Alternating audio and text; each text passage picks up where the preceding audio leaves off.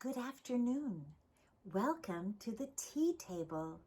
I am so happy you have joined me today. And if you haven't gotten your tea yet, you may pause and I will be waiting for you.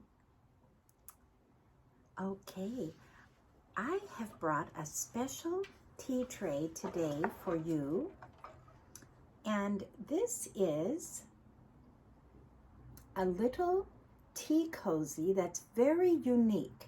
I'm going to put this down. I'll tell you what's on the tea cart or tea tray. This cozy, I've never had one like this. My son brought me this from the Empress Hotel in Victoria. Do you see there the crown, the royal crown, and it says the Empress Hotel? Well, this tea cozy, I could not figure out how to use it. But what it is, it slides over the top and then it ties. And it keeps the tea very warm. See? And I have one in cobalt blue and it says Tea at the Empress. And it has the cross over the crown, reflecting that the Empress Hotel was named after Queen Victoria. And it was built right at the end or the beginning of empire in the 1890s, turn of the century in Victoria, BC. Now I'm going to put this down here. We're going to remove it now. And I put a very simple tea tray today. Very simple indeed. I have a nice small silver tea pitcher, and I have a special little treat, if you can see, and they are from Italy. And that's the country we're going to talk about today. These cookies are Caffè Bouvet, and they are made in Italy, imported, and they are very delicious. Italy has such special things that they export. I love their hand soap, their bars of soap. They have beautiful milled lavender soap, rose soap, even, oh my, I got one that was so lovely. And I think it was the peony flower scent. It was lovely. Well, this little dish that I decided to put the little cookies in, they're very small, is a very old dish that came from my grandmother. And it's my grandmother on my mother's side, and it says made in Austria. And I don't know where she got it. She was from Chicago. And actually she came to this country as a young girl from Scotland. And they immigrated to Canada. And then they lived in upstate New York. Her father, which would be my great-grandfather, was a designer of tartans and woolens. And he won prizes. He went to the London School of Design and he won prizes for his design of the tartans. He sat at a desk. I have some stationery of his, and his picture is on it, and his symbol was Weave Truth with Trust. Isn't that beautiful? His name was James Hendry. Well, she came, but this is not from Scotland. This is somehow someone gave this to her, and it's a very lovely Austrian piece of china. And you know, all the countries in Europe are so close. They interrelate. And you know, Austria, the Habsburgs, which ruled for hundreds and hundreds of years, they had a castle in northern Italy. And the last, it was the brother of the, Franz Joseph, who was the last Austrian king. And this, because after World War I, their throne was, they lost the war, and so their throne was lost. Very sad. But his brother, Maximilian, had gone to Italy and established a palace, and they had asked him to come. At that time, they didn't have a united country yet. Italy was trying to unite. It's a very sad story. He was actually assassinated, and very sad, but it was near Trieste. And my daughter that plays violin, well, they all play something, but she went to Italy 2 summers in a row to little Trieste. And this is a picture. There's a little picture of the castle. I don't think it's the castle that he ruled in, but it is a castle that sits high on a hill. This is northern Italy and looks over the Aegean Sea. And looks, all these places are so connecting because the people of Europe, Northern Europe, would go to Italy for their health, you know, because of the climate was so wonderful and Mediterranean and the breezes. So if they had health issues, they would often go to Italy. Many of the British writers, I know that, you know, Shelley and the Romantics, and Lord Byron and Keats, they all ended up in Italy, and they actually, Lake Como, and there's, as you analyze Italy, I've been looking at it all week, such a long country, so many levels of history and so much to see, because you have in the north Trieste, and then as you come down, you know, of course everyone wants to go to Rome, and then you have, well, before Rome you have Florence, where all the art of, you know, Michelangelo and all the great art is in Florence. It's just astounding. And then you go down through Naples, and then down in the Boot area, you're getting on those beautiful fishing villages, Portofino, and I'm going to talk about them another time because I have something I want to share with you. But today I thought, I know that Italian ladies wear a lot of black in the past, and lace, and flowers, and they are were very beautifully dressed, and the Italians appreciated opera, art, and you know, the most famous glass blowing places in the world are in Italy. You know, the famous man Chihuly, who is actually from the Northwest, Pacific Northwest, he is Italian, and he went and studied in Italy, and his glass works are everywhere now. They're amazing, and that is an old art form that was developed through the years. In fact, I have I have a big vase here that actually I will show you.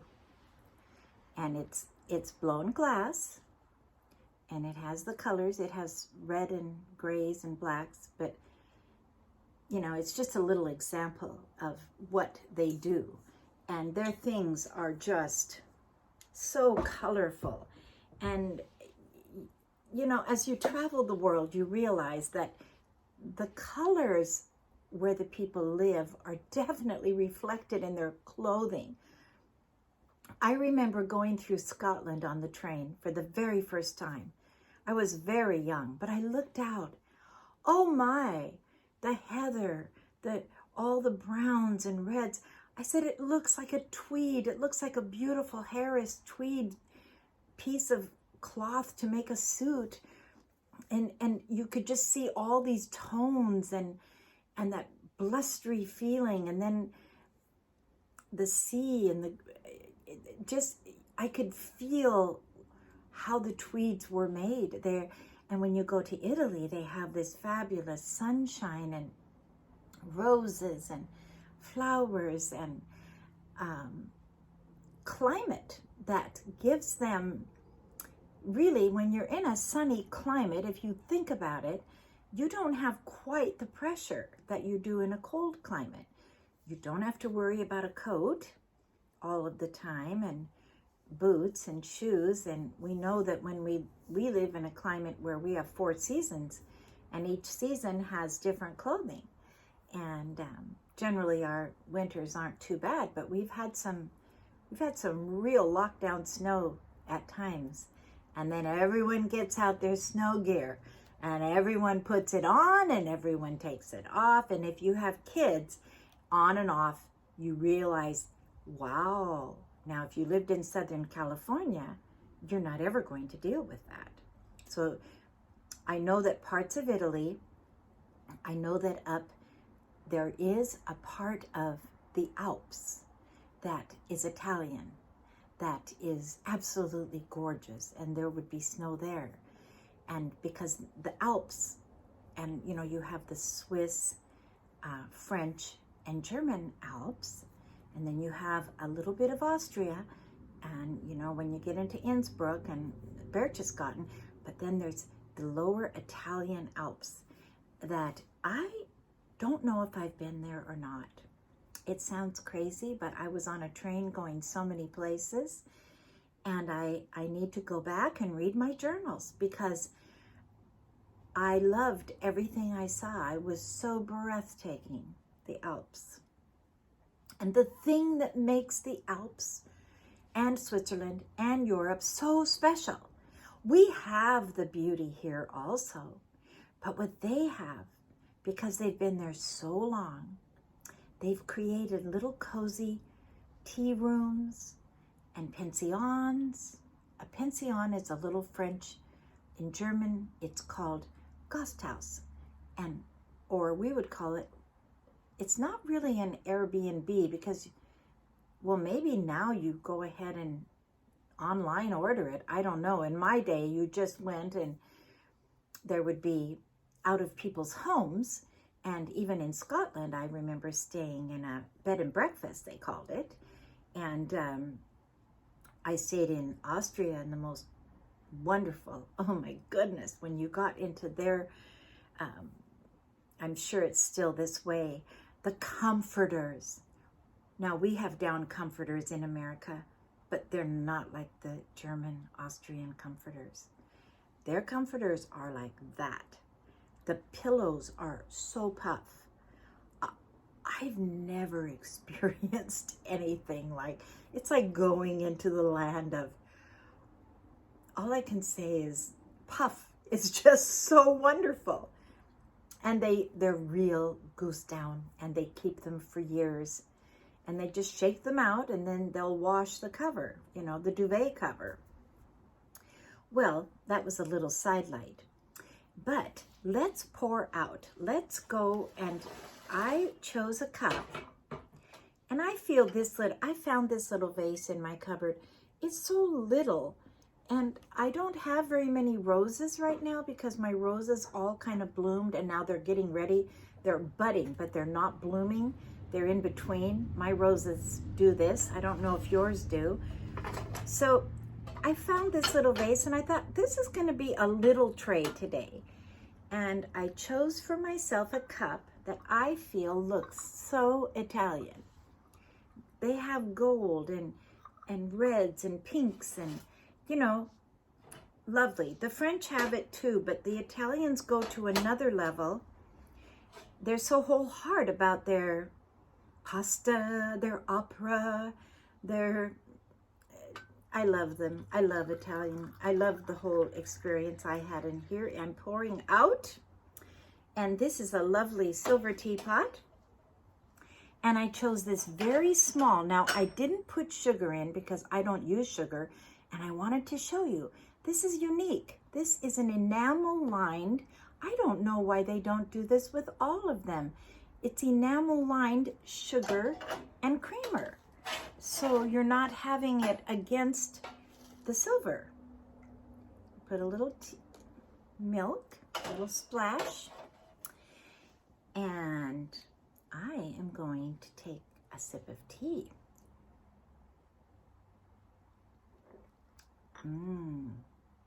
Oh my, that is so delicious. I hope your tea's good.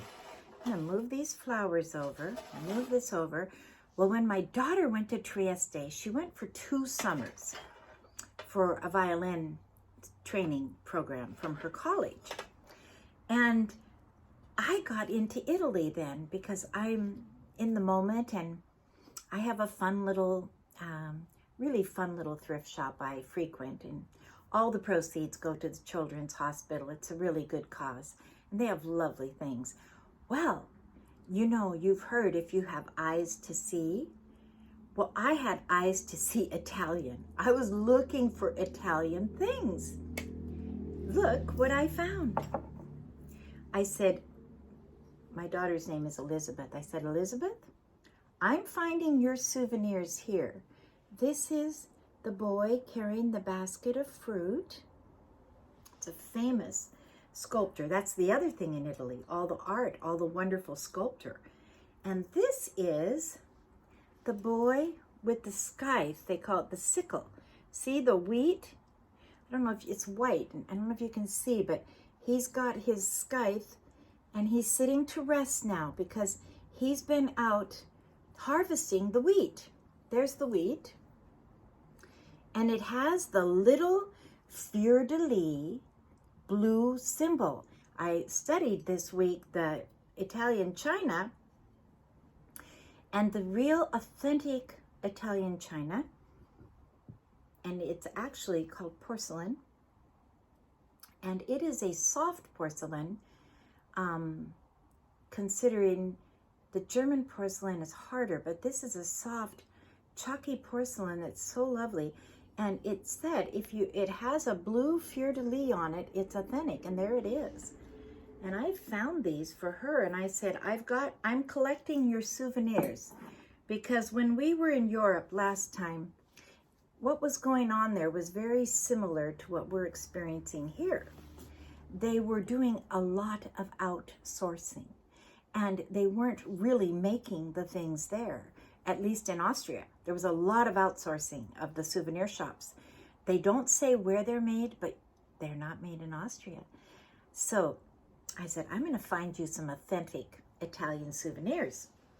Then, and this was what she had brought me back, the Trieste little vase. She just brought me a little tiny souvenir back. She was a student and everything was pretty, you know, pretty frugal.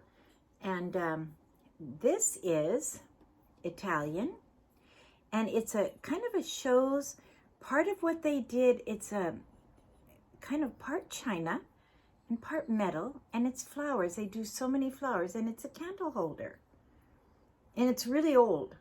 I'm still looking this up to try to find out really, maybe somebody there knows the story. This is a certain type of pottery that it's not really pottery, it's mixed with metal, very special. So that is my little Italian touches today. And I also have what I would consider when the ladies would go, Italian ladies, French ladies, all ladies, when they would go in the afternoon for their special afternoon tea with their lady friends, they would carry a small purse, or even in the evening. And this just looks so Italian. This is very vintage, and I'll show you what it does. It opens so differently. I've never had a purse open. It opens like that, and then this is it. And it is real silk and real beads, and actually it's made in Hong Kong. And the timing of this purse, Hong Kong was a top fashion designer place, you know, several years back. And this just has a feeling of just something so special. I wanted to show you that. That's my little purse for today. And I have my outfit is kind of I put a little shawl over what I have, but it also has, just on its own, I have kind of a lace top and with flowers, And I have a, what I consider, it isn't just Italian, but cameo. And I think cameos did actually come from Italy. It's part of that art they have, the carving, even the little miniatures. I should be playing my Pavarotti tape for you today. Just try to imagine it, because I love opera, and truly, I miss Pavarotti. He was so wonderful. And you know, the way the Italians learned to sing, it's generational. Their fathers sang. Pavarotti's father sang in the church, and the grandfathers sang. And then Pavarotti listened to opera, and then he would go out in the woods and sing the opera. And that's how music is learned. I've heard it said, music is the ear, and art is training your eye. So it isn't just your voice or your hand painting. It's the eye seeing and then creating. It's the ear hearing and then playing. And I just feel that I love different European things, and my daughter-in-law her people came from Italy, from down in the boot, and they had to flee. They had to flee and leave everything when Mussolini came in. And the estate that their family had now is a wedding venue, a beautiful estate. But you know, when you had your life, you didn't care. You left. And she told me that her grandmother told her when they came to America, be in the 1920s, they had to take all their silk dresses off because they wanted to be like Americans. They didn't know how to cook or clean. They had had maids. They had lived in a very aristocratic Italian life. But they gave it all up, and they loved America. And they thanked God they were all alive, and they all made it out.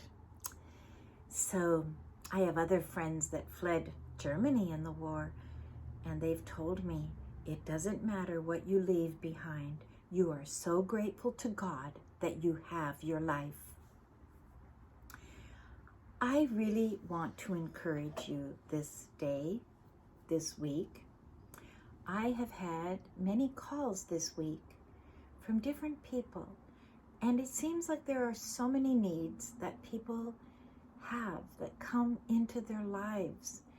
And you know, we all want a smooth ride, but life has bumps, and it presents us with situations we would have never imagined, and we have nothing to do with, but there they are facing us.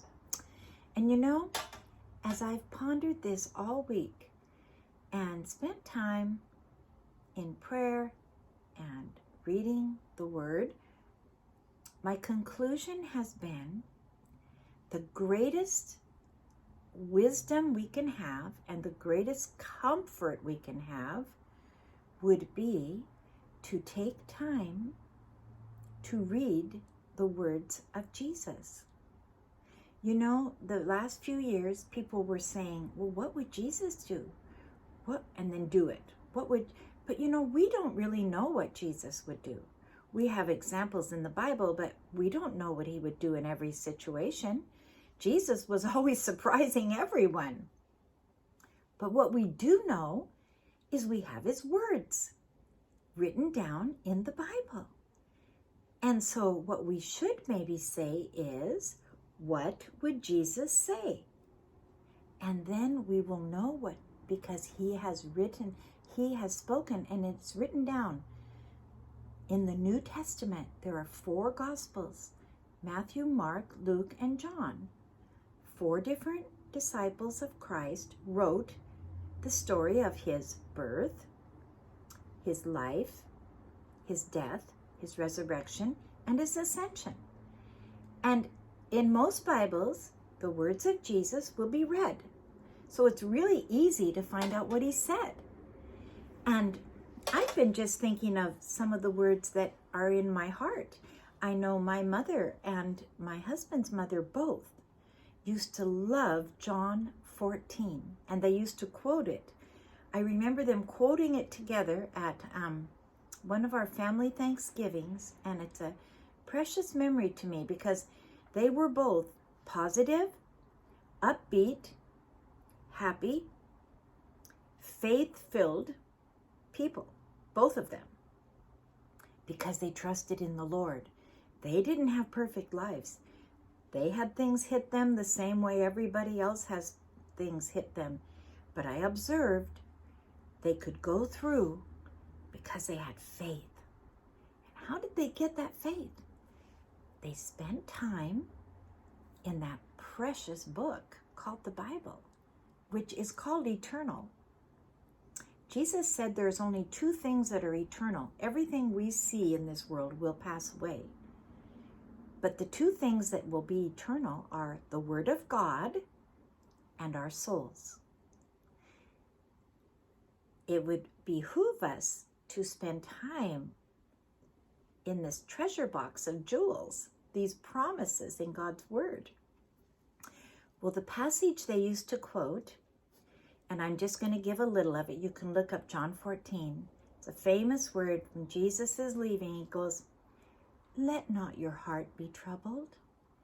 If you believe in God, believe in me. For in my Father's house are many mansions, and I go to prepare a place for you, that where I am, you will be also." Isn't that beautiful? My other favorite is, "Come unto me, all ye that are heavy laden, and I will give you rest. Take my yoke upon you and learn of me, for my yoke is easy and my burden is light." That's a promise. If our burden is heavy, it is not from God. We must take that burden and give it to Him. If it's a person in our life, if it's a situation in our life, do what you can and then commit and give them in your mind and heart and prayer to Jesus. Put them right up on Jesus's lap. He can take care of them better than you. We're only human and we can't carry burdens that aren't ours.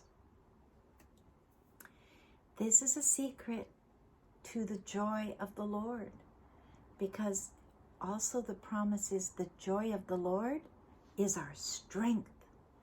And we get joy when we know we let Him come in, we open our hearts, we let Him come in, we become His children. That means He is in charge. He is taking care of us. And we receive that. We receive that. The result will be peace. So I encourage you, get your nicest teacup, get a nice pot, get anything you can find, invite a friend, and have a cup of tea together and talk about the loving blessing of knowing God's love. It's right there. It's a gift. We can't earn it. All we can do is receive it. Thank you so much for joining me. I pray whatever your need is, you will find miracles. You will find victory and tremendous solutions. You will see good things come your way. So please, I look forward to seeing you next time. I forgot to tell you one thing. If you could go to my YouTube channel, subscribe, push like, and ring the bell, that would be really helpful because I have been sending these tea talks out, but there are so many people, I don't know how to get them out. But if you subscribe and push the bell, you'll get a notification, and then you won't miss one of the tea talks. And you can share it with your friends. Everyone is welcome to the tea table. Okay, thanks again, and God bless you. Have a wonderful week.